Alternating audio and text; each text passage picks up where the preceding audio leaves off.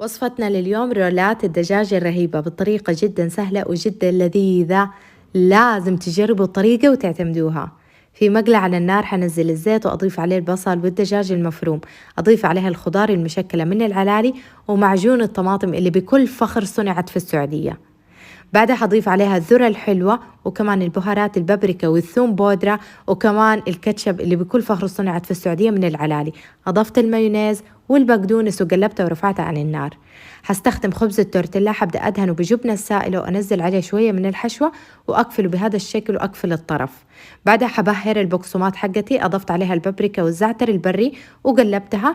بعدها حنزل الرولات في اللبن وكمان بالبقسماط وأقليها في زيت غزير حامي، وبعدها حبدأ أقسمها بهذه الطريقة وأقدمها مع أي صوص. ما أحكي لكم قد إيش مقرمشة ولذيذة، وبالعافية عليكم، لازم تجربوها وتعتمدوها.